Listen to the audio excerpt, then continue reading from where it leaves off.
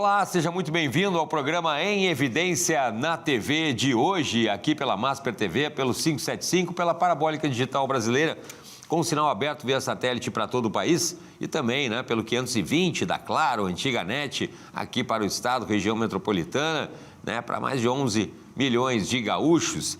Lembrando sempre que o programa Em Evidência na TV tem o patrocínio e o apoio de CDP Consultoria em Direito Público, Kaisermac. Mais da metade dos municípios do Rio Grande do Sul já optaram pelos produtos e equipamentos da Kaisermac. Sinterg, Sindicato dos Servidores de Nível Superior do Rio Grande do Sul. Iceberg Comunicação, muito além do que se vê, estratégia de comunicação para a política de verdade. E SPO Tecnologia, conheça a Suzy, a inteligência artificial da SPO Tecnologia, que zera faltas em consultas e redefine o cuidado na saúde do seu município. Você também pode assistir esse programa no nosso canal no YouTube, @Revista em Evidência, e também acompanhar lá os bastidores do programa lá no nosso perfil no Instagram. A minha convidada de hoje é um dos principais nomes quando o assunto é direito de família. O programa Em Evidência de hoje tem o prazer e a honra de receber a doutora Delma Ibias, presidente também do Instituto Brasileiro de Direito de Família do Rio Grande do Sul. Doutora, seja muito bem-vinda. Obrigado pela participação. Bom dia, Cláudia. É um prazer estar participando do programa Evidência. A gente sabe do alcance que tem, das pessoas que nos assistem e do interesse que as pessoas têm com relação ao direito das famílias e sucessões, que é a minha área de atuação, e é uma área muito emocionante e a gente gosta muito de falar sobre esse tema. Com certeza, doutora, com certeza. Vou começar lhe perguntando, a senhora possui aí uma trajetória longa no direito e na docência também. O que motivou a senhora a seguir a carreira do direito e também formar novos profissionais? Olha, a gente sempre, quando inicia na faculdade, a gente não sabe qual a área exatamente que vai seguir, E a gente é muito influenciada pela televisão, pelos filmes, pelo tribunal de júri. Eu acho que quase todos os estudantes são meio que apaixonados. Só que a realidade é bem diferente.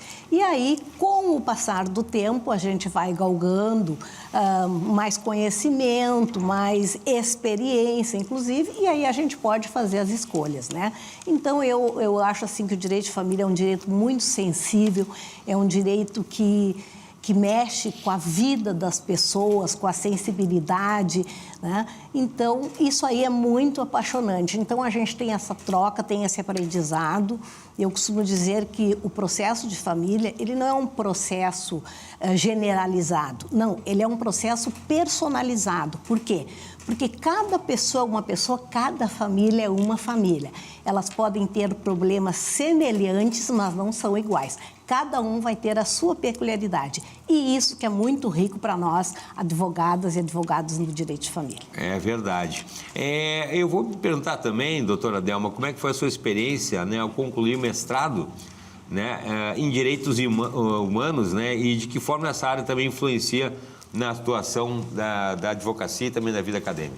Então, o mestrado também é uma opção que a gente faz, E eu optei por fazer em direitos humanos exatamente porque tu vai lidar com pessoas, lidar com sentimento, lidar com seres humanos.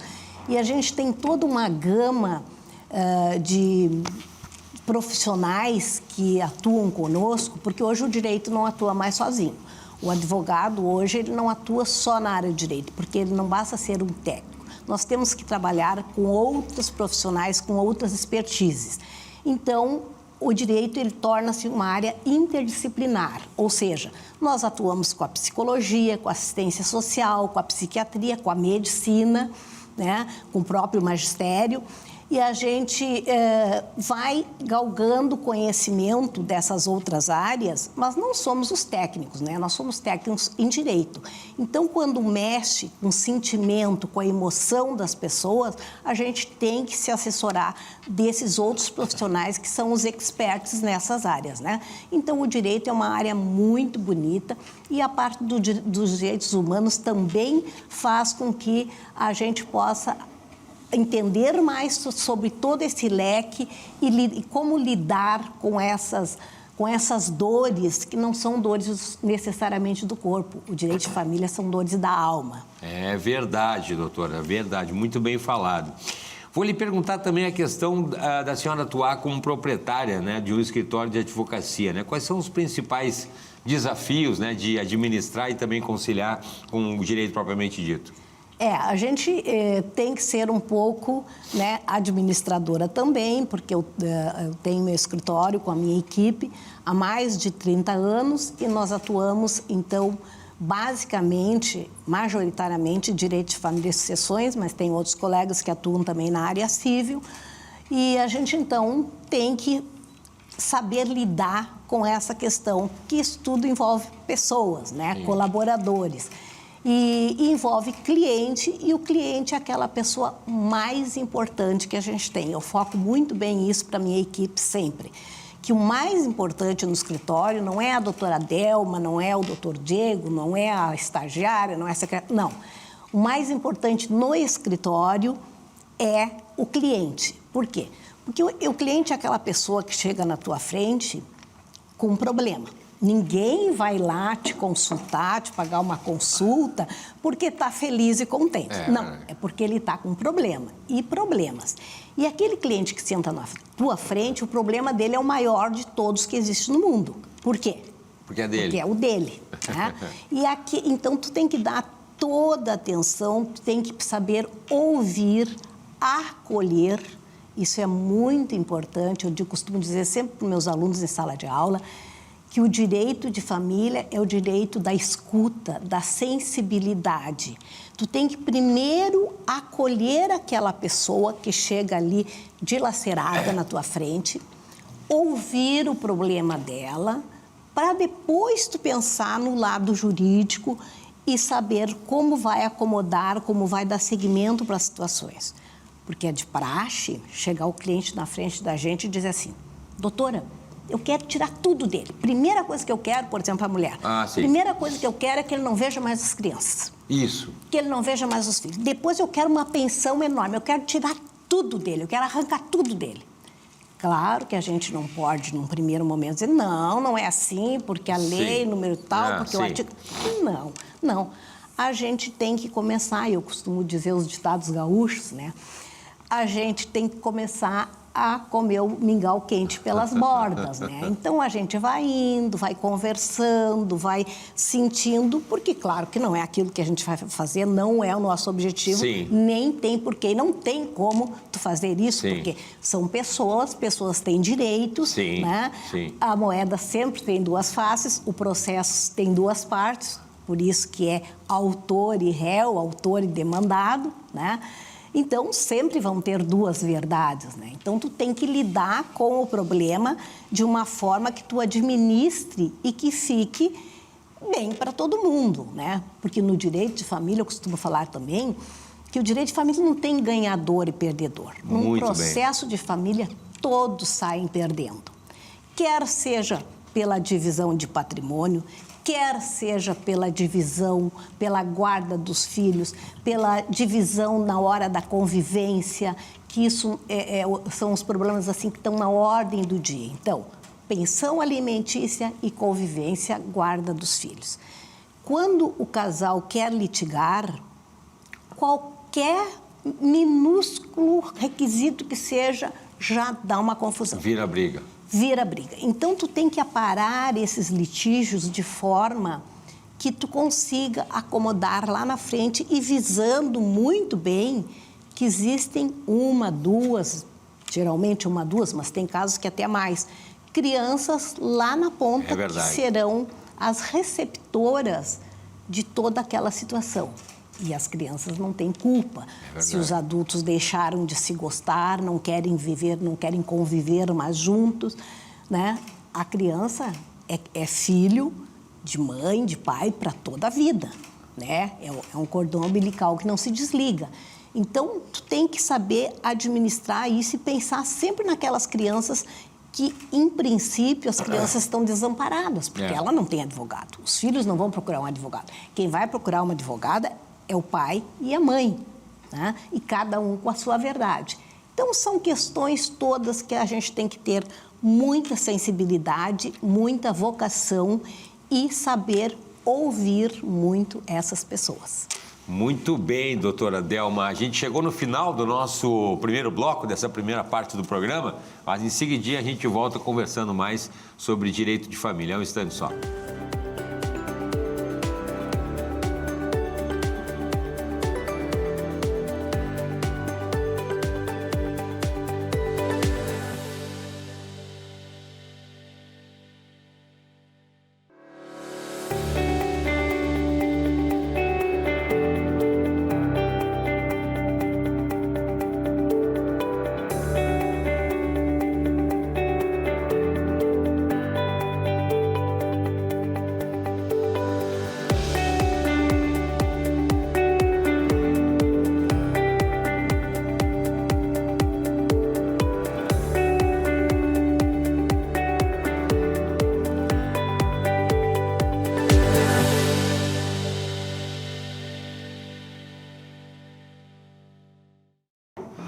Estamos de volta com o programa Em Evidência na TV, aqui pela Masper TV, sempre agradecendo a sua audiência, o seu carinho ao vivo aqui com a gente pelo 575 Parabólica Digital Brasileira, com sinal aberto via satélite para todo o país e também aí pelo 520 Antiga Net, aqui para o Rio Grande do Sul e também, né, no nosso canal no YouTube e lá no nosso perfil no Instagram. O programa Em Evidência na TV tem um apoio e patrocínio de CDP Consultoria em Direito Público, Kaisermac. Mais da metade dos municípios do Rio Grande do Sul já optaram pelos produtos e equipamentos da Kaisermac. Sinterg, Sindicato dos Servidores de Nível Superior do Rio Grande do Sul, Iceberg Comunicação, muito além do que se vê, estratégia de comunicação para a política de verdade. E SPO Tecnologia, conheça a Suzy, que é a inteligência artificial da SPO Tecnologia, que zera faltas em consultas e redefine o cuidado na saúde do seu município. Como eu disse, nos acompanhe também no nosso canal no YouTube, se inscreve lá, ativa a notificação, dá aquele legal pra gente e lá os bastidores dos programas lá no nosso perfil do Instagram. Nessa primeira parte do Em Evidência na TV de hoje, estou entrevistando a doutora Delma Silveira Ibias, né, conversando com a gente aqui sobre direito de família, agradecendo sempre a presença da doutora Delma. E sigo falando, a doutora estava falando no bloco passado sobre a sensibilidade que o advogado tem que ter, em especial no direito de família, porque, né, são questões muito sensíveis e que envolvem os filhos, né? A gente fica pensando, né? Cada caso, a doutora falava muito bem, cada caso é um caso, e deu um exemplo muito interessante sobre, às vezes chega alguém mais brabo que o outro lá, querendo fazer coisas que não são bem assim, e a gente tem que contornar. Eu lhe pergunto agora sobre o Instituto, né? Sobre o IBDFAM, né? O Instituto Brasileiro de Direito de Família no Rio Grande do Sul. Qual é o papel do Instituto, doutora? O IBDFAM, ele reúne profissionais da área do direito, advogados, advogadas, magistrados, desembargadores, procuradores, defensores públicos, assistente social, psicólogo, psiquiatras, médicos, porque ele é um instituto interdisciplinar. É um instituto que tem fins culturais. Nós somos uma instituição que já existe há 27 anos, ela existe em todo o Brasil, a nossa matriz é em Belo Horizonte, Minas Gerais, e tem em todos os estados e Distrito Federal. E a gente congrega, então, nós aqui no Rio Grande do Sul temos em torno de 800 profissionais de todas essas áreas, e a gente, então, se reúne, estuda, debate. Nós somos os pilares das alterações no direito de família no Congresso Nacional.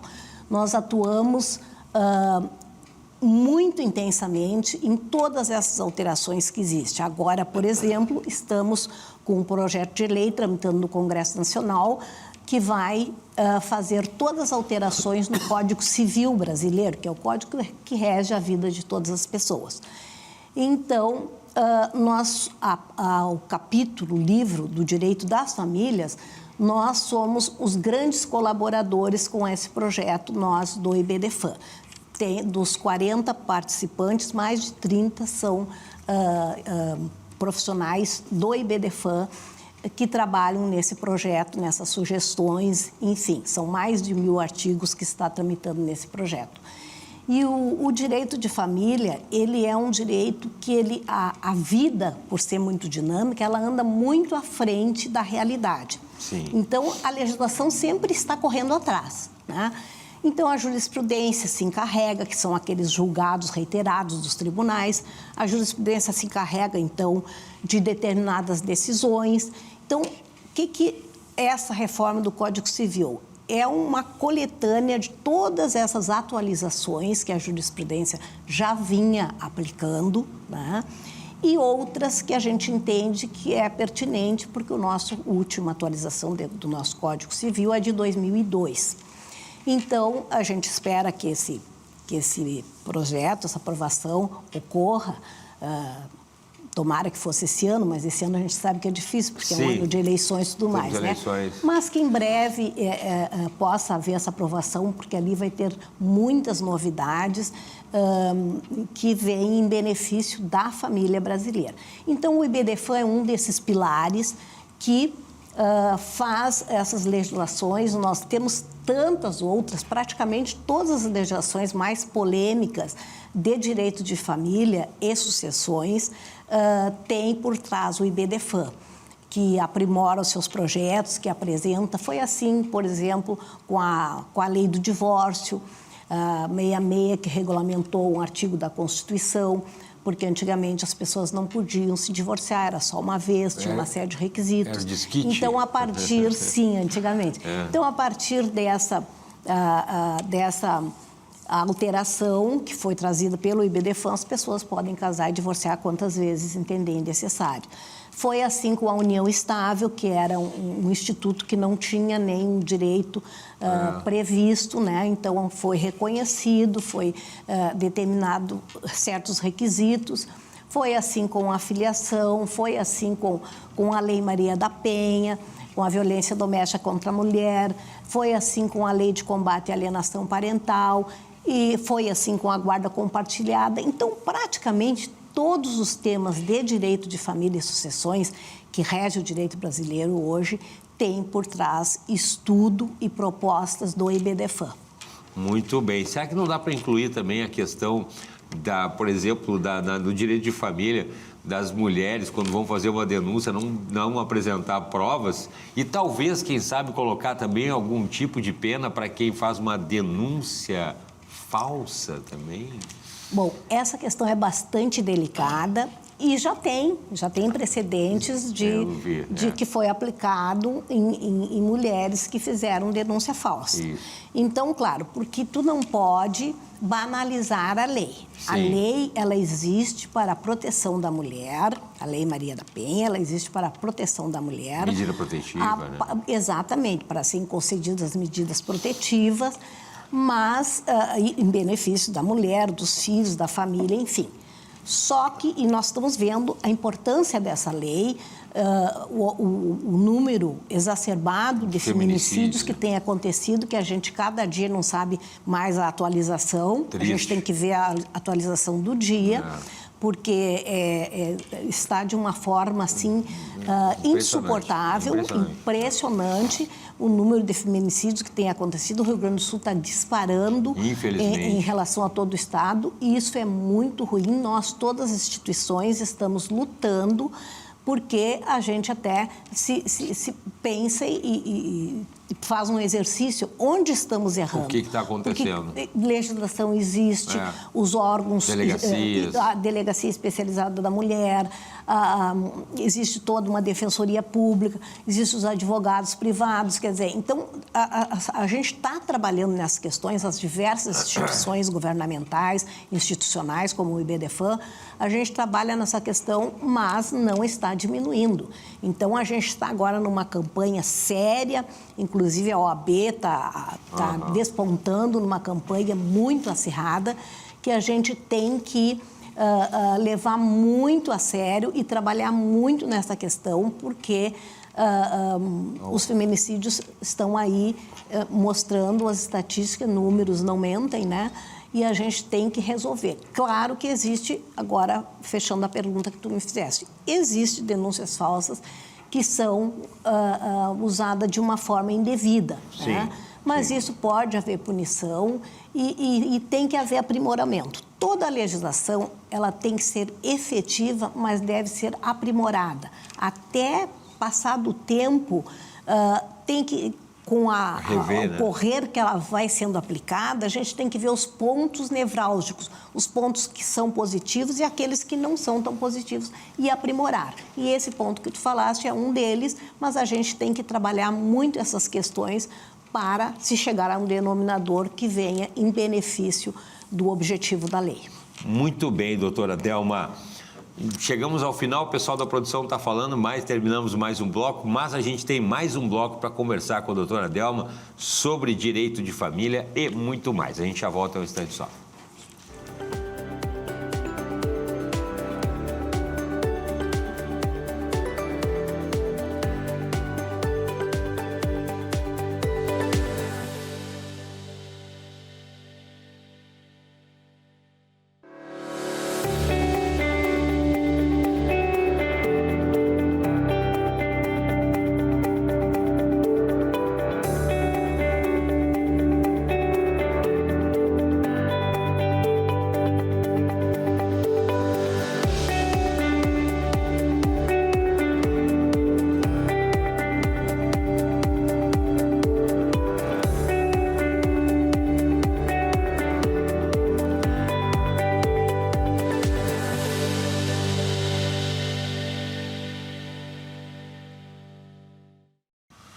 Estamos de volta com o programa Em Evidência na TV, aqui pela Masper TV. Obrigado pela audiência, obrigado pelo carinho. Lembrando sempre que o programa Em Evidência na TV tem o patrocínio e o apoio de CDP Consultoria em Direito Público. O Kaisermac e mais da metade dos municípios do Rio Grande do Sul já optaram pelos produtos e equipamentos da Kaisermac. Sinterg, Sindicato dos Servidores de Nível Superior do Rio Grande do Sul, Iceberg Comunicação, muito além do que se vê estratégia de comunicação para a política de verdade, e SPO Tecnologia, com essa SUSE, a inteligência artificial da SPO Tecnologia, que zera faltas em consultas e redefine o cuidado da saúde do seu município. Nos acompanha também lá no nosso canal no YouTube, se inscreve lá, ativa a notificação, dá aquele legal pra gente, e também, né, lá no nosso perfil no Instagram com os bastidores. Hoje estou entrevistando a doutora Delma Silveira e Bias, falando sobre direito de família, atualização da legislação e muitas outras coisas.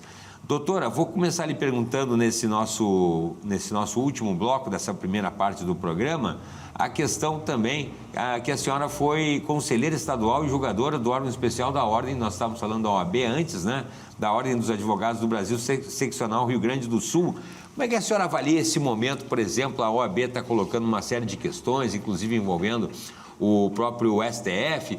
Como é que a senhora vê o momento do direito agora, em 2026? A OAB é uma instituição que está sempre atenta aos acontecimentos jurídicos, sociais que estão acontecendo. Então, nós estamos passando por essa situação que todos é do conhecimento geral, né, com o nosso Supremo Tribunal Federal, o STF, e que a gente há de concordar que realmente tem decisões que estão muito fora do que deveria ser a legislação. E a OAB está pleiteando uma série de esclarecimentos, uma série de providências, e aí tem a OAB nacional, a OAB estadual, sempre está trabalhando para o bem da sua classe, dos seus associados, que são os advogados e advogadas, e também da sociedade, da cidadania. O nosso presidente atual, que é o Leonardo Lamacchia, é uma pessoa assim que está atenta a todas essas questões. Estamos agora também lançando a lei contra o feminicídio, então também muito intensa, com o projeto OAB Vai à Escola, enfim. Eu tenho a honra de participar da OAB, eu sou conselheira estadual, atualmente sou presidente da 5ª turma julgadora da 2ª Câmara Recursal da OAB, que julga os recursos dos processos éticos disciplinares. Sou conselheira do órgão especial também e já fui presidente da Comissão da Mulher Advogada. Na época, em que eu fui presidente, o presidente estadual era o Dr. Marcelo Bertolucci, a quem eu rendo minhas homenagens também, hoje desembargador. E a gente conseguiu, na época, o pleito de colocar, no mínimo, 30% de questões de gênero nas diretorias das OABs, ou seja, mulheres, porque a gente sabe que era composta só por homens, né? Então, foi uma luta muito árdua que a gente teve, e isso era lá nos anos de 2014, 2015, por aí, né? Mais ou menos. Uns 10 anos, mais ou menos. Então, a minha gestão à frente da Comissão da Mulher Advogada, a gente conseguiu, então, aprovar esses 30% em todas as diretorias e isso convergiu para todas as OABs do Brasil inteiro. Inclusive, tem uma participação maior agora, sim, né? E depois, então, já foi passado aumentando dos 30% para 50%. Então, hoje nós temos, por exemplo, aqui no Rio Grande do Sul, nós temos dos 5 diretores principais, nós temos 2 homens e 3 mulheres. Então, a gente vai galgando essa conquista feminina porque nós sabemos que a maioria de quase todas as instituições, faculdades, grupo de estudos, curso de pós-graduação, são mulheres. Mas nos cargos de poder, de detenção, de gerência, ainda não são as mulheres. Então, a gente vai galgando isso aos poucos, né? É uma luta muito ferrenha, muito contínua, uma luta diária para que isso venha acontecer. Já estão despontando em muitas instituições, a gente vê as mulheres, mas ainda temos muito pouca representatividade feminina nos órgãos de comando das instituições. Então, isso é uma das lutas também que a gente tem, o IBDFAN também luta muito por isso, e é uma frente que nós, mulheres, temos quanto a isso também. E a OAB está nos dando maior apoio, sempre nos deu e continua nos dando apoio, então. Então, a OAB é uma instituição, assim, que a gente tem o maior carinho, a maior honra de participar. E eu já estou na OAB como conselheira há muitos anos, então já passei por várias gestões. E é sempre um prazer a gente poder contribuir com a entidade de classe da gente. É uma riqueza muito grande essa troca que a gente tem. Com certeza. E, inclusive, doutora Delma, a senhora presidiu também a Associação Brasileira das Mulheres de Carreira Jurídica, né, do Rio Grande do Sul. Sim, a ABMCJ, como é mais conhecida, Associação Brasileira das Mulheres de Carreira Jurídica. Eu fui presidente da ABMCJ por 2 gestões. Opa! Ela também é um organismo que tem em todo o Brasil e congrega as mulheres de carreira jurídica. Então, nesse aspecto, é muito importante ter uma associação. Às vezes, as pessoas ainda questionam, os colegas às vezes riem muito, né? Ah, mas não tem associação dos homens de carreira jurídica? Não, isso não precisa porque sempre foram os homens que deliberaram, que abriram caminhos, que foram detentores dos cargos e dos poderes. Então, as mulheres é que estão galgando esses espaços agora e com muito merecimento, né?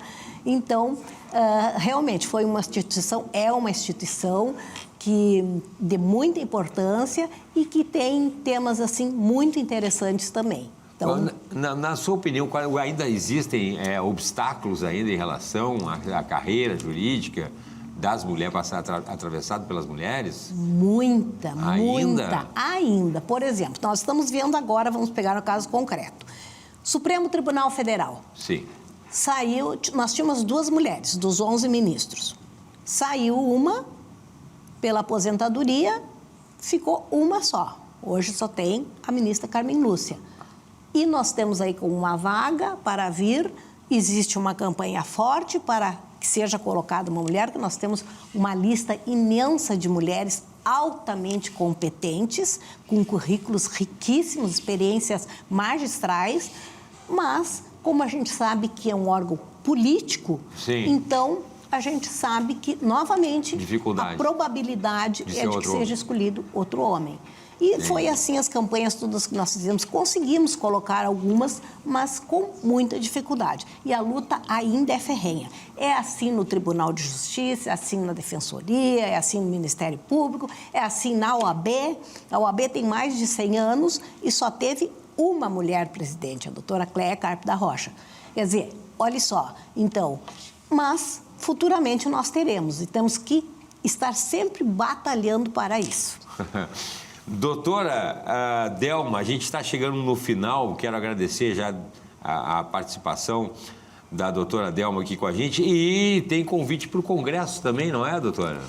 Isso, eu gostaria de convidar então a todos os espectadores, profissionais, a você, enfim, todos os fãs do Em Evidência, para a 16ª edição do Congresso do Mercosul de Direito das Famílias e Sucessões, que é um congresso que nós já elaboramos, está na 16ª edição, fizemos algumas vezes aqui em Porto Alegre, muitos anos, a maioria em Gramado, atualmente estamos fazendo em Bento Gonçalves, no Hotel da Londra. Este ano vai acontecer nos dias 14 e 15 de maio, né? Quando a gente reúne nomes expressivos de palestrantes renomados de todo o Brasil. Então, são 2 dias que a gente discute o direito de família e sucessões de uma forma ampla, com essa troca de saberes e de conhecimento.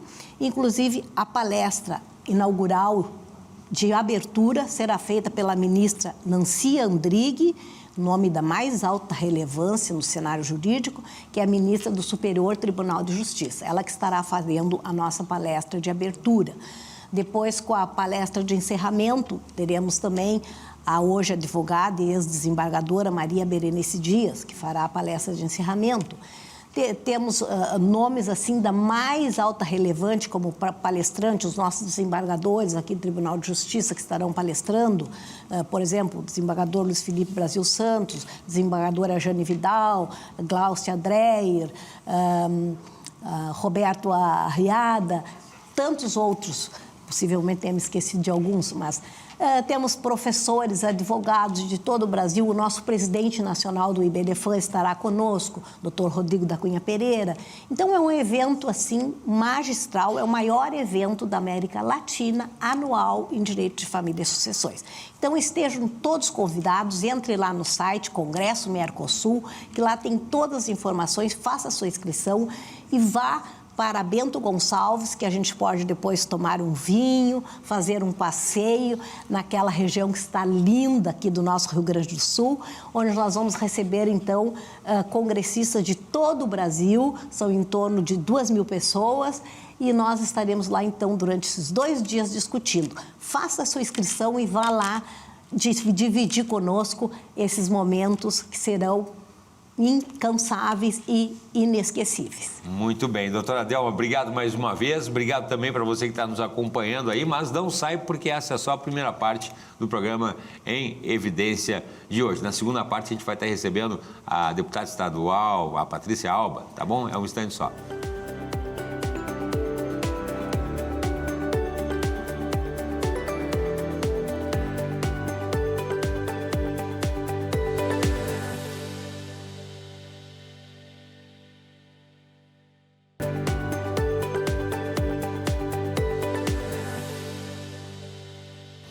Estamos de volta com o programa Em Evidência na TV, sempre agradecendo a sua companhia e o seu carinho aqui com a gente. Lembrando que o programa Em Evidência na TV tem o patrocínio de CDP, Consultoria em Direito Público, Kaisermac. Mais da metade dos municípios já optaram pelos produtos e equipamentos da Kaisermac. Sinterg, Sindicato dos Servidores de Nível Superior do Rio Grande do Sul. Iceberg Comunicação, muito além do que se vê.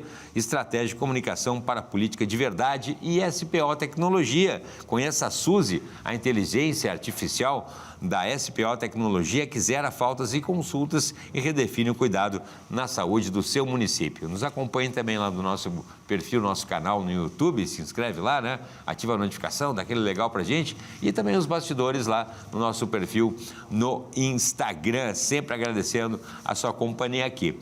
Nessa segunda parte, nesse segundo bloco do programa Em Evidência de hoje, recebo novamente a presidente da Comissão de Educação da Assembleia Legislativa do Rio Grande do Sul, deputada estadual Patrícia Alba.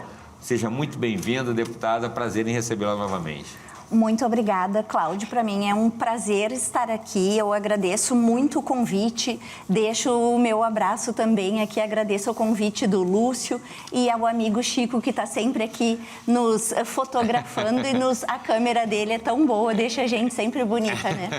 E é um prazer estar aqui conversando. A gente vai ter temas profundos, temas não tão, assim, não aqueles que a gente gostaria de conversar, né? Mas a gente precisa debater esses temas que estão no nosso dia a dia aí, tanto lá na Comissão de Educação, né, no que diz respeito a essa minha função na presidência, e também quanto ao que tem acontecido aqui no nosso estado a respeito dos feminicídios e da violência contra as mulheres, especialmente neste mês de março, que a gente tanto celebra a vida das mulheres, mas a gente tem que falar também da defesa delas, do cuidado com as mulheres. Muito bem, deputada. Vou começar lhe perguntando, né? A deputada Patrícia Alba é advogada, né, por formação, e iniciou a trajetória política após atuar em projetos sociais e comunitários. O que levou a entrada, a deputada, na vida política?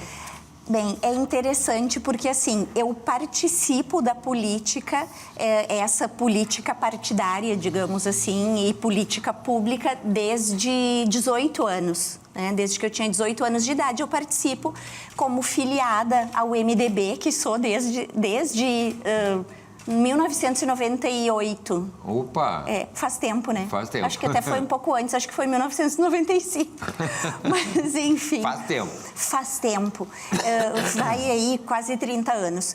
E essa minha participação na política me fez observar de perto, me fez ter exemplos e ver na vida prática e na realidade como a política, aquela que é a real, aquela que deve ser a buscada por toda pessoa pública, essa política transforma a vida das pessoas.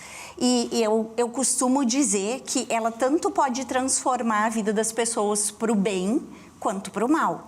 E aí, vendo, então, que a política ela tem digamos assim, essas possibilidades de interferir na vida do cidadão e sabendo que a gente pode fazer coisas boas, eu decidi lá em 2018 que eu queria também concorrer, porque eu nunca tinha concorrido, apesar de estar esse tempo todo no partido.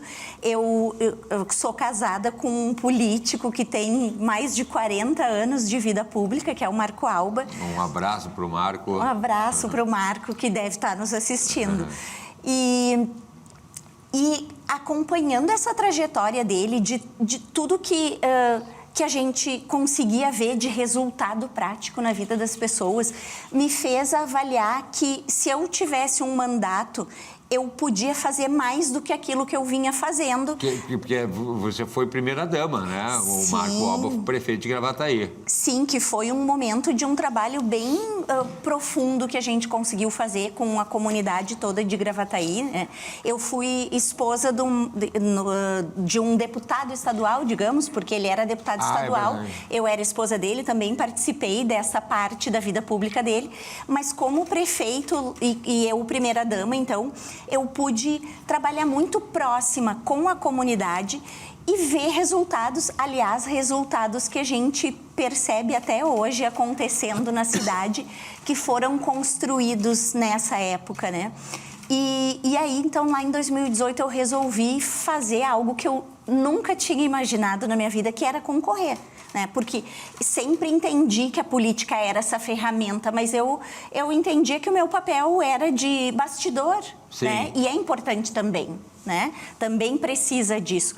Mas à frente de um mandato, a gente pode trabalhar políticas públicas, a gente pode trabalhar legislação, a gente tem um poder de voz diferente daquele que a gente tem quando está em outras atividades da política, né? E eu fiquei, me elegi no primeiro mandato, eu fiquei de suplente, mas acabei assumindo, depois me reelegi e tenho um orgulho bom, assim, de ter feito ações, de ter trabalhado em ações na Assembleia Legislativa que tiveram resultados reais na vida das pessoas, né? Então, isso me motiva, isso que me motiva até hoje a continuar. Porque a política, acho que como qualquer profissão, a política, ela não é uma tarefa fácil de fazer.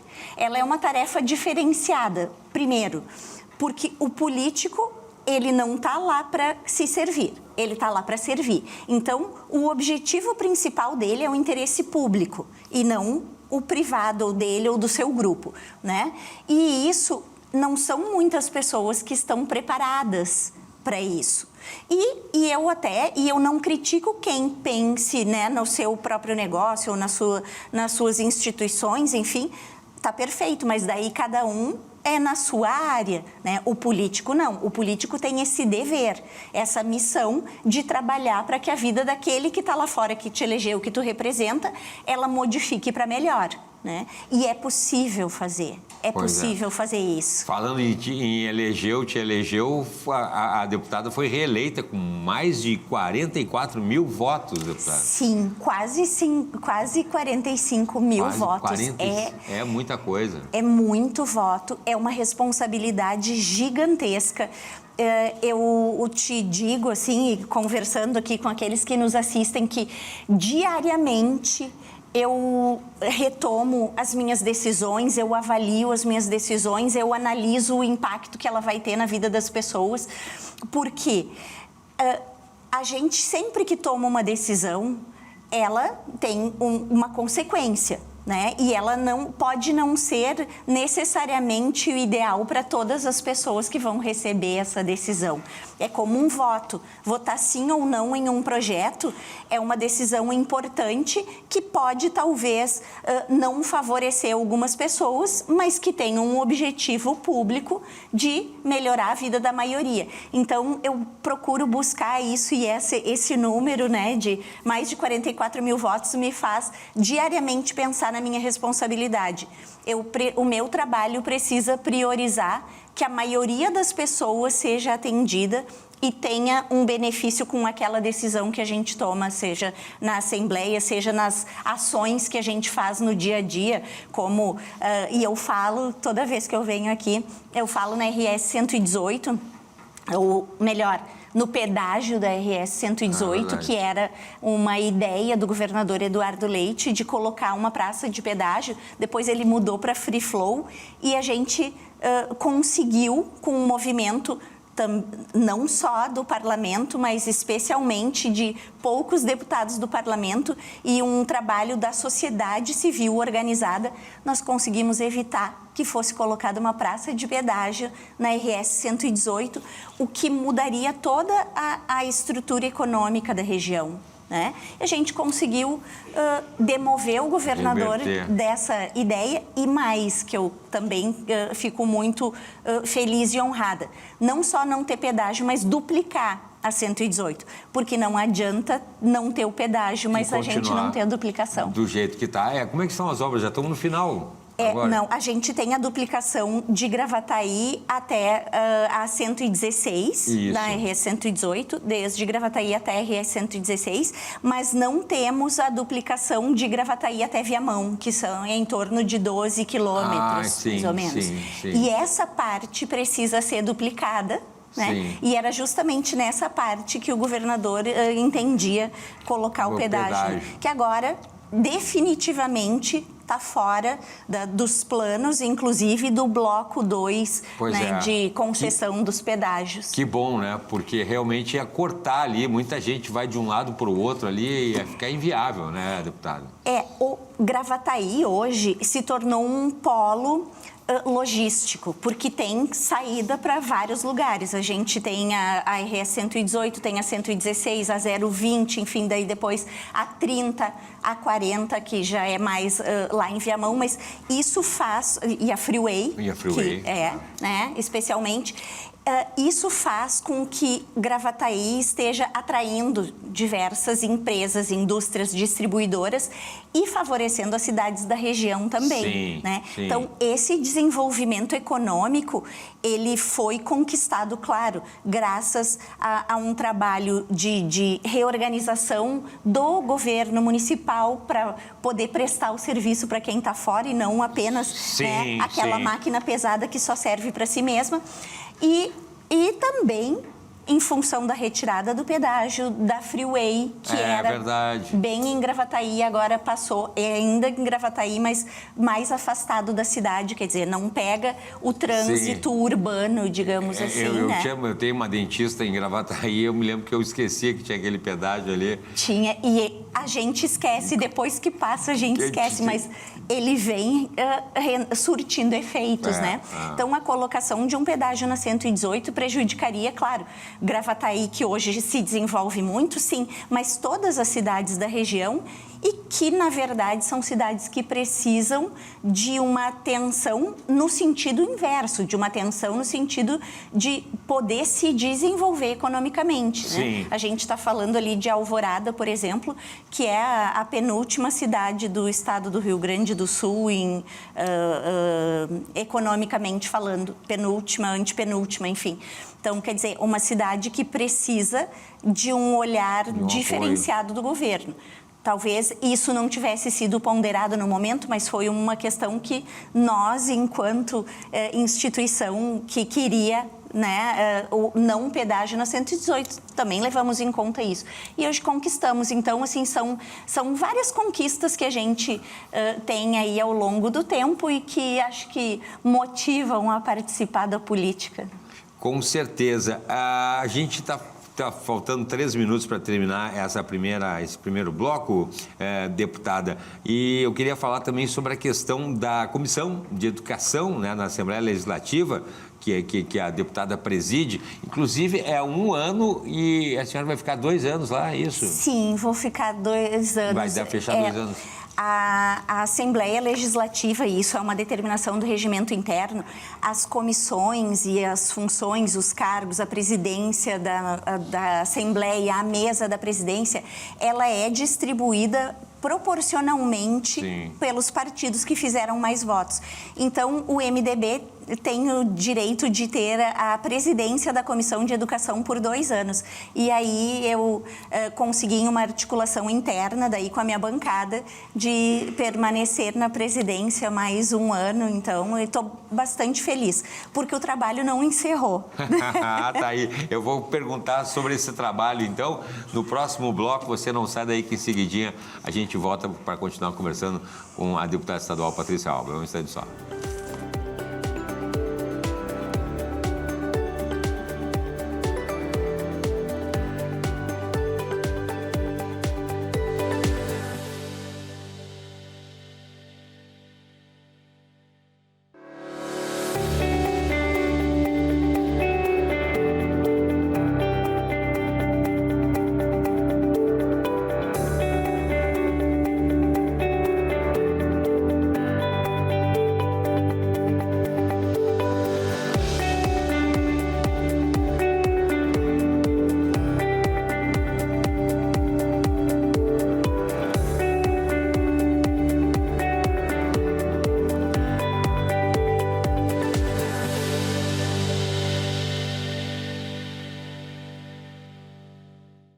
Estamos de volta com o programa Em Evidência na TV, agradecendo o seu carinho e a sua audiência aqui com a gente pelo 575, pela Parabólica Digital Brasileira, com sinal aberto via satélite para todo o país, e pelo 520 aqui para a região metropolitana e também para o interior do estado, para mais de 11 milhões de gaúchos, e na plataforma digital de sua preferência. Lembrando sempre que o programa Em Evidência na TV tem o patrocínio de CDP Consultoria em Direito Público, Kaisermac, mais da metade dos municípios do Rio Grande Grande do Sul já optaram pelos produtos e equipamentos da Kaisermac. Sinterg, Sindicato dos Servidores de Nível Superior do Rio Grande do Sul, Iceberg Comunicação, muito além do que se vê, estratégia de comunicação para a política de verdade. E SPO Tecnologia, conheça a Suzy, a inteligência artificial, a IA da SPO Tecnologia, que zera faltas em consultas e redefine o cuidado na saúde do seu município. Nos acompanha também lá no nosso canal no YouTube e também lá no nosso perfil no Instagram. Nessa segunda parte do programa Evidência de hoje, estou conversando com a deputada estadual, minha querida amiga Patrícia Alba, e a gente estava falando antes sobre a Comissão de Educação, que vai ficar no comando da deputada 2 anos. Porque o trabalho ainda não terminou, deputada, é isso? Exatamente. O trabalho não terminou. No ano passado, nós iniciamos um ciclo de debates que chama Educação Agora. E esse ciclo andou pelo estado inteiro, trabalhando o Plano Nacional de Educação, que estava sendo debatido no Congresso Nacional durante todo o ano passado. E ainda não encerrou. Esse plano está agora no Senado. O Senado precisa votar, né, concordando ou não, emendando ou não, mas ele precisa encerrar esse plano. Por quê? Esse é um planejamento da educação do país para os próximos 10 anos. E a gente trabalhou cada um dos temas que é tratado neste plano, o PNE, nós trabalhamos ele no nosso estado do Rio Grande do Sul, aquelas questões mais regionais, o que o Rio Grande do Sul pensa, como o Rio Grande do Sul vê a forma que a educação vai ser trabalhada nos próximos 10 anos.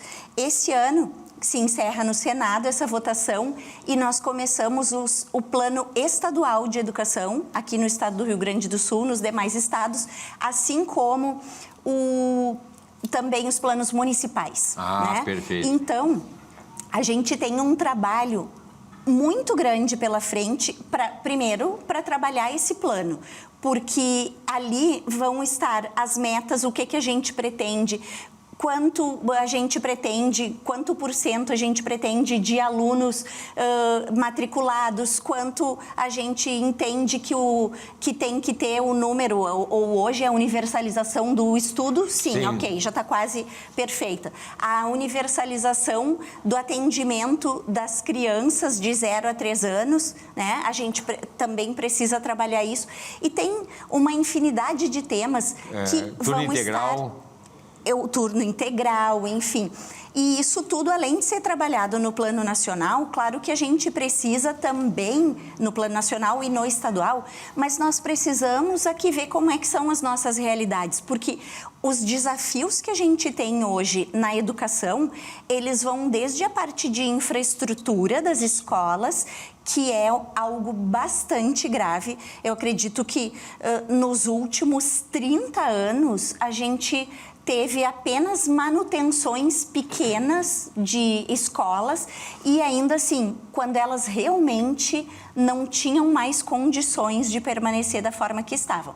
O que significa isso? Que a gente tem escolas com infraestrutura muitíssimo ultrapassada. Aí nós falamos, e aqui o nosso estado, um estado que tem muito calor no verão. Hoje, ainda agora, nessa semana... Vai ser um dos dias mais quentes. Dos dias mais quentes, né? E os alunos precisam ter um local adequado para estudar, para conseguir aprender. Mas como que a gente coloca ar-condicionado na sala de aula se a estrutura elétrica não comporta? Né? Pois então, essa é uma das questões, a infraestrutura das escolas. Mas aí tem inúmeros outros, como, por exemplo, a permanência dos alunos na escola. Existem, e o próprio governo do estado vem trabalhando em ações para manter os alunos na escola, ou seja, para a gente evitar a evasão, né?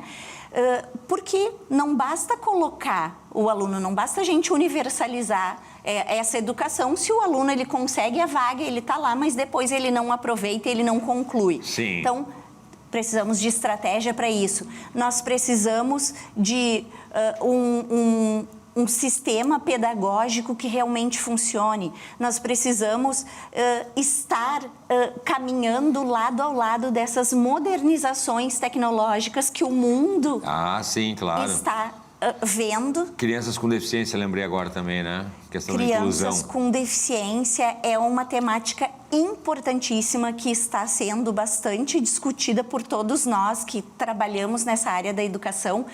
E os desafios são grandes maiores ainda, no geral, né? Mas nessa área de inclusão, o desafio ele é maior porque assim é uma área que precisa de mais atenção. Sim. E os professores que estão lá no seu dia a dia trabalhando, se dedicando, fazendo muito mais às vezes do que era a sua obrigação, mas eles, por missão, por vocação, eles sabem que eles precisam fazer, eles não estão preparados para atender crianças de inclusão, porque eles não aprenderam isso na formação. Né? Hoje, além da formação, além de nós termos esse déficit na formação do professor, nós também temos um déficit naquela formação continuada que o professor precisa ter. Porque está sempre se modernizando. Todo profissional novas precisa. Novas técnicas, né? Novas informações. Mas quem tem que fornecer essa educação continuada é o governo. E ele tem dificuldades de fazer isso. Então, a gente quer que o aluno de inclusão, ele tenha uma inclusão real, verdadeira. A gente quer que ele tenha um atendimento digno, né? Que essa inclusão não seja para ele um peso. E isso precisa trabalhar todo o sistema, né? Porque a gente tem uma sala de aula com 20, 25 alunos e hoje toda sala de aula tem aluno de inclusão. Praticamente, né? Basicamente toda sala tem. E o professor precisa ser preparado para atender. Fora o professor, claro que a gente precisa ter a sala de recursos para poder atender os alunos. Então, essa eu acho que é a parte mais delicada, assim, do que a gente precisa trabalhar e aprofundar na educação. Claro que isso não se resolve rapidamente, né? Mas é um processo. Acredito que a gente deu passos muito grandes já, né? E se eu posso fazer aqui até por experiência de um período de 15 anos para trás, por exemplo, na escola em que os meus filhos estudaram, a gente tinha uma aluna que tinha síndrome de Down e um aluno autista na escola toda. Hoje, nós temos em cada sala um aluno de inclusão, um ou mais, né? Normalmente mais. Então, isso é um grande passo, né? E a gente, às vezes, vai aprendendo no dia a dia. Né? Isso é uma realidade. Mas como governo, como pessoa pública, como quem faz e quem produz a política pública, a gente tem que trabalhar para efetivar essa inclusão e de uma forma que todos se sintam incluídos. Os alunos de inclusão, os demais, os professores, para que eles possam ter capacidade de fazer também o seu trabalho. E isso demanda recursos também, né, deputada? Tudo demanda recursos, mas mais do que recursos, eu acho que planejamento. Perfeito. Né? Um plano. Porque o recurso tu readecua. Mas tu precisa ter um saber planejamento. O que fazer com esse recurso. E um alinhamento que parece incrível, assim, porque a iniciativa privada, digamos, ela consegue estabelecer o que vai acontecer nos próximos 10, 20, 30 anos e se preparar para aquele momento. O poder público não pode fazer? O poder público não faz isso. Então, a gente, como disse uma amiga minha ontem ainda, o poder público está sempre apagando incêndio. A gente não se prepara e não se planeja.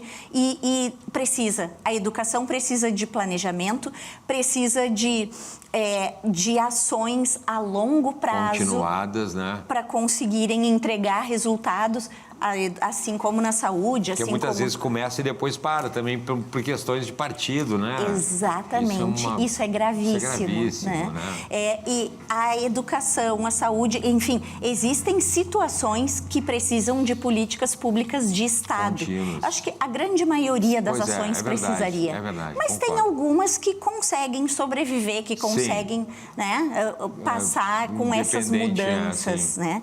Mas acho que essa estabilidade, assim, ela é necessária e um planejamento. E a gente está trabalhando para colaborar nisso, para colaborar no planejamento do governo, seja do governo federal, seja do governo estadual. Tem temáticas que nós todos como sociedade, claro que eu como parlamentar, mas eu sempre convido a sociedade toda a participar, porque a educação e o futuro dos nossos filhos é nossa responsabilidade, é de todos nós, né? E essas temáticas que vão ser tratadas lá são importantes. E sem educação não adianta, né? Não é gasto, é investimento, né? Exatamente. Deputada, a gente está terminando esse bloco já de novo? O pessoal da produção está me falando aí. Quanto tempo?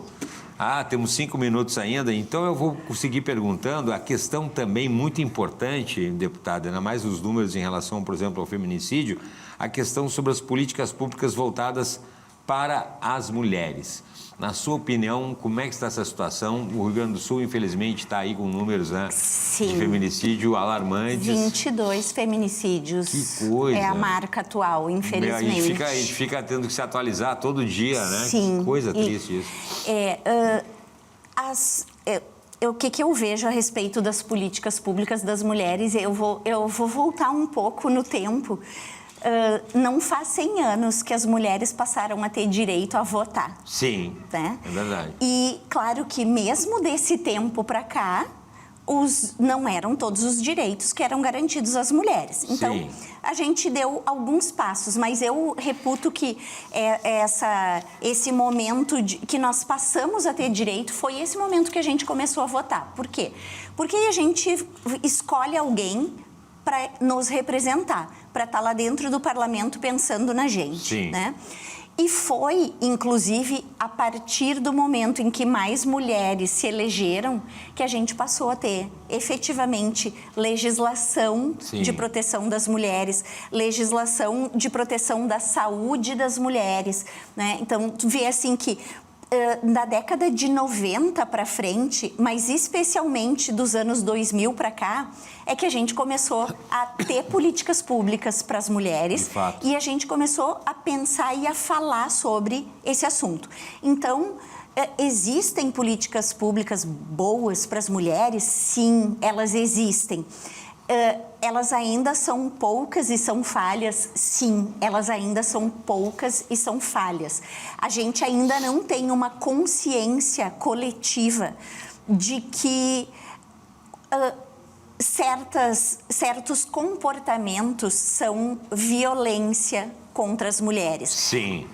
Né? Sim, é verdade. E que, inclusive, deveriam ser vistos desde cedo na escola, voltando à questão da educação. Perfeito. Né, deputada? Concordo plenamente contigo, porque a gente tem 2 momentos. Nós temos um momento de punição de um agressor que comete qualquer tipo de violência Sim. contra a mulher, né? A gente fala no feminicídio porque ele é o mais cruel, ele é o mais terrível. Mas a violência contra a mulher, é importante isso, ela não começa no feminicídio. Ela começa com vários outros tipos de violência anteriores que culminam nesse feminicídio. Então, assim, a gente precisa conversar, debater, fazer entender, tanto o homem quanto a mulher, que determinadas situações e determinados comportamentos são, sim, violência. Sim. E não podem ser aceitos. Não é brincadeira. Né? Porque, senão... Fica banalizando, né? Banaliza um tratamento inadequado que uma mulher acaba recebendo. Exato. E isso começa, às vezes, muito cedo. Exatamente. Às vezes o pai faz, aí o filho repete e aí vai. Isso. Só que o que acontece? O ser humano é assim, ele entra na situação Sim. e ele vai normalizando Acho que aquilo é normal. Ele vai entendendo fazer aquilo como algo normal, não é? E isso, claro, começa lá dentro da casa quando tem a criança. Sim. E depois, quando a mulher está passando por esse tipo de violência, muitas vezes ela não se dá conta.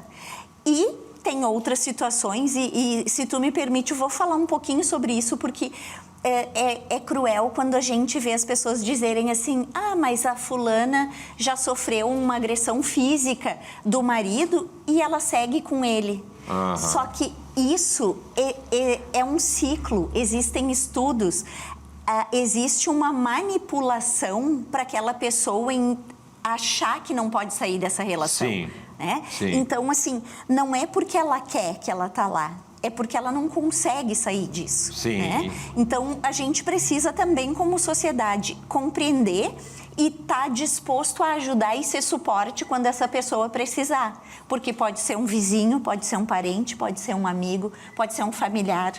Né? E então, isso é cruel, acontece todos os dias e a gente precisa, como sociedade, falar para desmanchar essa cultura, né, que existe e que, assim, não é culpa de quem passa. Eu vou encerrar, mas eu quero falar sobre a educação. Lá atrás, vamos terminar esse bloco aqui. É bom entrevistar a deputada porque ela já me conhece, a gente já sabe como é que funciona. Terminamos esse bloco, mas tem mais um bloco para a gente continuar conversando sobre esse assunto seríssimo com a deputada, então, Patrícia Alba. A gente já volta no instante só.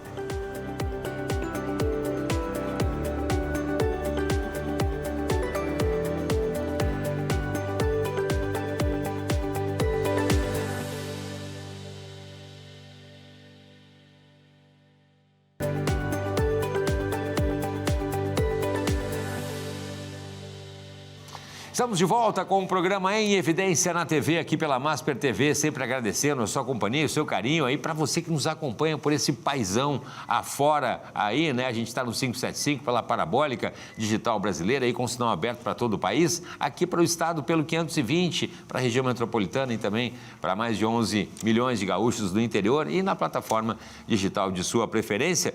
Lembrando que o programa Em Evidência na TV tem o apoio e o patrocínio de CDP Consultoria em Direito Público, Kaisermac, mais da metade dos municípios já do Rio Grande do Sul já optaram pelos produtos e equipamentos da Kaisermac. Sinterg, Sindicato dos Servidores de Nível Superior do Rio Grande do Sul, Iceberg Comunicação, muito além do que se vê, estratégia de comunicação para a política de verdade, e também a gente tem lá a SPO Tecnologia, que tem a Suzy, a inteligência artificial da SPO Tecnologia, que zera faltas em consultas e redefine o cuidado da saúde no seu município. Estou conversando nessa segunda parte do programa de hoje com a deputada estadual Patrícia Alba, minha querida amiga, e a gente estava falando sobre a questão do cuidado, né, do Estado em relação às mulheres e a questão da cultura, muitas vezes, né, de se banalizar, às vezes, né, uma falta de cuidado, de tratamento com essas mulheres. E que a gente pode resolver isso através da educação, deputada? Perfeito.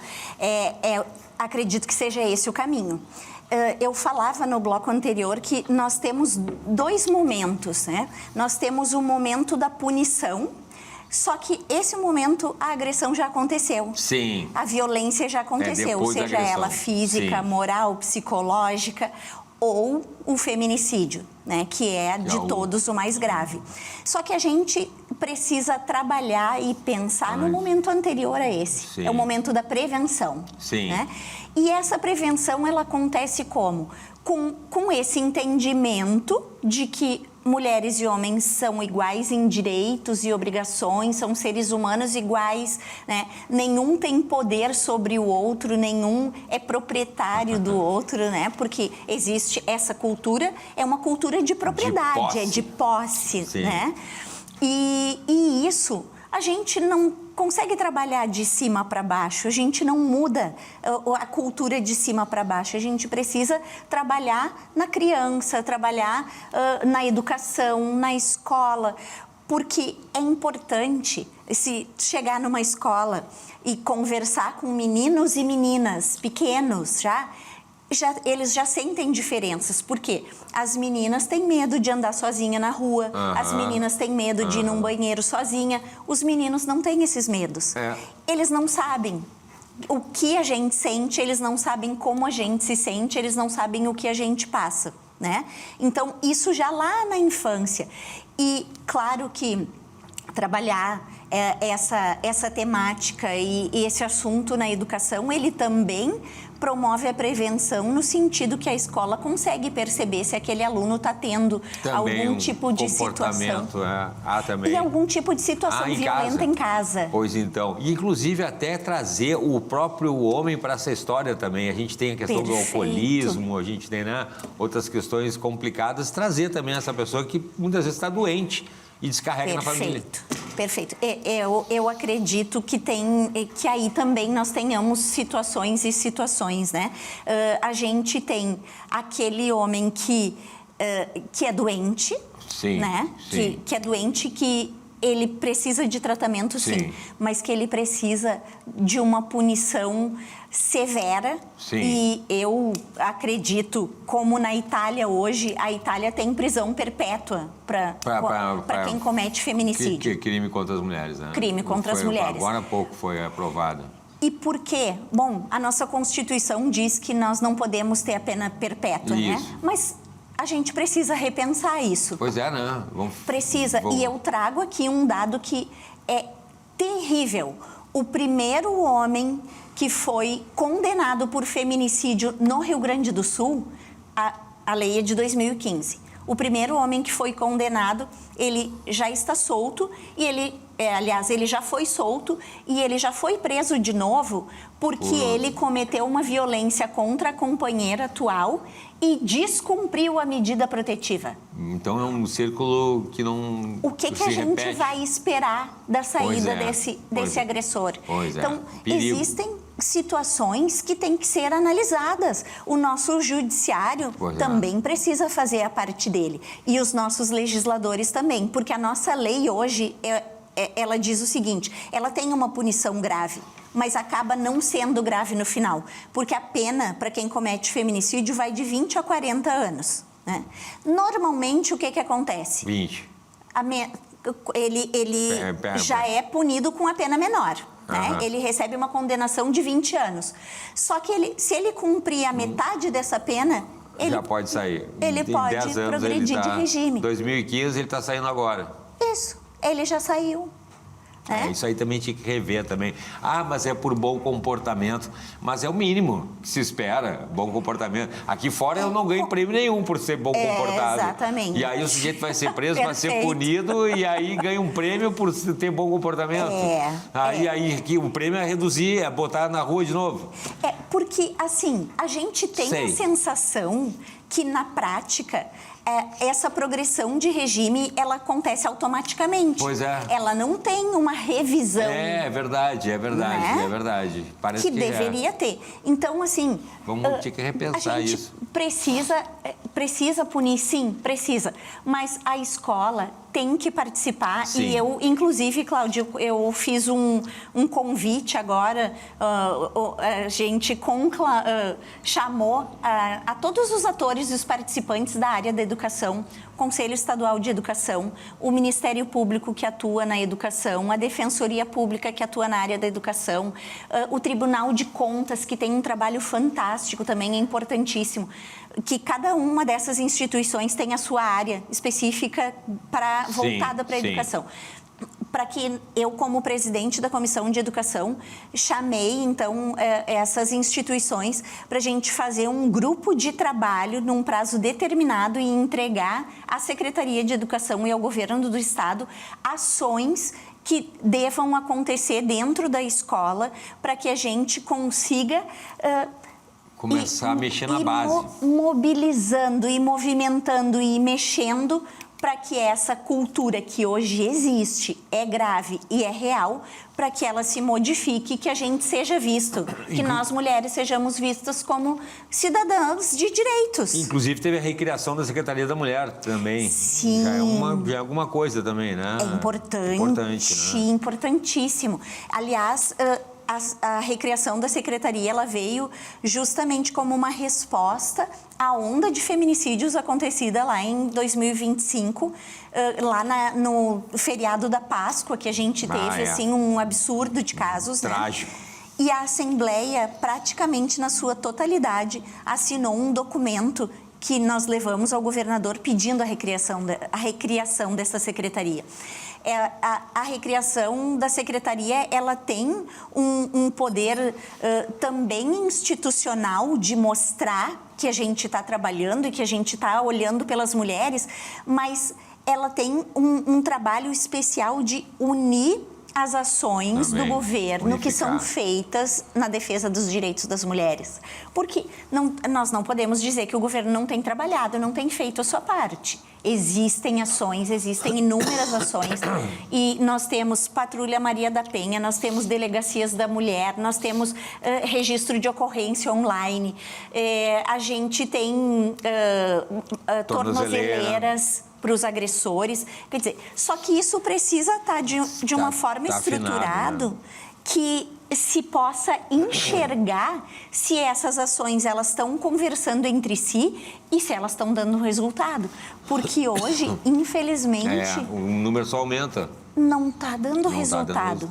Claro que esses números aumentados, ele vem de um momento de um chacoalho da sociedade em função da legislação da Maria da Penha, em função de que a gente estimula as mulheres a não permanecerem nas situações de violência, e isso acaba, infelizmente, gerando um rebote, né? Porque enquanto as mulheres apanhavam caladas, né, talvez menos feminicídios acontecessem, infelizmente. Só que agora... Concordo. A reação causou... É uma reação, sem dúvida nenhuma, desse momento. Só que agora é o momento do Estado agir. Pois é. Porque se a gente estimula essas mulheres a denunciarem e a saírem dessas situações, a gente precisa proteger as mulheres. É verdade. Não, interessante a recriação desse momento, realmente é a questão de uma reação, mas o Estado tem responsabilidade sobre isso, tem que agir. A questão, a gente não pode deixar de falar, deputada, a questão econômica também, né? O Estado do Rio Grande do Sul e a relação com a Assembleia Legislativa, que tem um papel, sim, de fiscalizar, né, essa questão econômica do Estado. Como é que está, nesse momento, 2026, essa relação Assembleia e Governo do Estado, deputado? A gente tem com o governo sempre uma relação institucional muito respeitosa, né? Respeitosa, mas responsável também. Sim. Né? Eu participei, eu estou na Assembleia Legislativa desde 2021. Então, eu participei do final do mandato do governador Eduardo Leite e mais desse novo mandato. Sim. Em diversos momentos, eu me manifestei e trabalhei contrariamente àquilo que estava sendo proposto pelo governo, justamente por entender que determinadas situações não eram benéficas para economia do Estado, para o desenvolvimento do Estado. Uma delas, como a gente falou, a questão do pedágio na 118, porque isso interfere na economia da região metropolitana, que é o local mais populoso do Estado. Verdade. Vai mais atrapalhar do que ajudar. Exatamente. Nós trabalhamos na questão pelo não aumento dos impostos também, que foi algo bastante importante e que depois, infelizmente, nós tivemos uma tragédia que acabou passando, mesmo mostrando que era impossível ter esse aumento dos impostos, né? Mas a gente tem trabalhado numa parceria que colabora, né? Eu acho que é um trabalho colaborativo, assim como a recriação da secretaria foi uma indicação, digamos, da Assembleia Legislativa e o governo acolheu e agora coloca recursos, a gente também trabalha nessa parceria, né? Algumas coisas o governo entende que são importantes, a Assembleia entende que não são e a gente trabalha, independente de ser governo ou não, como eu falei antes.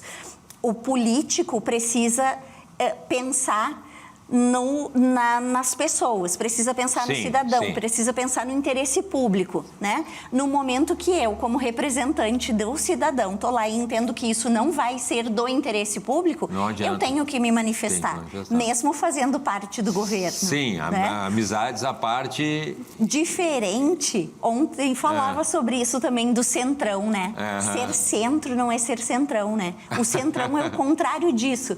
O centrão, ele tá acoplado em qualquer governo. Não interessa qual é que é. Seja Por ele isso que é de um centro. direita, de esquerda, de centro. Não, eu acho que o nosso papel como parlamentar e como político é ter o nosso posicionamento pensando no cidadão, independente daquilo que venha do governo, mesmo sendo porque a gente pode base do colaborar para melhorar, Sim, né, as sim. ações do governo. É enfim. isso que a gente tem falado ali, justamente, a questão dos pedágios, fundamental. E nós tivemos a questão, infelizmente, aqui no estado, né? O planeta passou pela pandemia, mas particularmente aqui depois nós enfrentamos, em 2024, uma enchente também que Uma bagunçou. enchente devastadora. Que bagunçou tudo, perdemos vidas.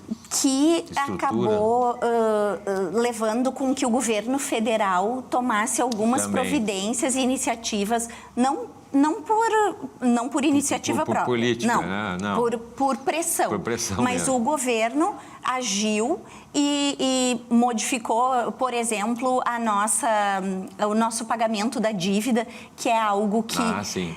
é outro massacra problema. o Estado. Outro problema. O Estado do Rio Grande do Sul, quando paga dívida, não faz investimentos. Ele não tem capacidade de fazer investimentos.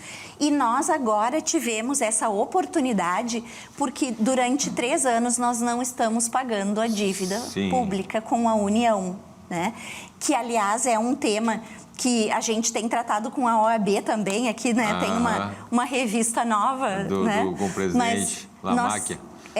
Tá aqui o presidente Lamáquia, nós temos tratado com a OAB, o presidente Leonardo, né? Mas existe uma ação do irmão do Leonardo, o Cláudio Lamáquia, que está no STF e que demonstra que que o Estado do Rio Grande do Sul não deve esse valor, que o Estado não tem essa dívida, mas nós estamos discutindo e infelizmente, um dos argumentos do STF para não nos conceder este direito que é nosso, de nós não temos que pagar a dívida, porque a dívida não existe, é que outros estados também vão poder questionar essa dívida. Então, Mas que seja. é um absurdo, né? É um absurdo. Porque está errado e outros podem questionar, deixa eles pagando uma coisa que não precisa mais. Exatamente. E então, massacrando o Estado. Essa é uma situação que preocupa bastante, né? Porque a gente precisa de investimento para a educação, para a saúde, para a defesa das mulheres. Estrutura, né? Estrada. E são recursos, são valores que a gente encaminha para o governo federal a título de pagamento de dívida, Sem fim. o que não faz sentido, porque nós somos entes federados de um governo. O que nós estamos investindo hoje com esse recurso da dívida, ele favorece o país inteiro. É verdade. Né? Produção agrícola, por exemplo, é verdade. Deputado, nosso tempo está encerrando. Quero agradecer mais uma vez a participação, mandar um abraço para o Marco Alba, meu querido amigo. Obrigado por nos receber. Parabéns pelo trabalho. Vamos seguir acompanhando 2026, tá bom, deputado? Muito obrigada, Cláudia. É sempre um prazer estar aqui contigo. Um abraço a todos que estão nos assistindo e sigam aí nos acompanhando e nos ajudando nas questões, especialmente da educação e das mulheres também, importantíssimo. Obrigado, deputada. Obrigado a você de casa também, tá bom? Até a próxima.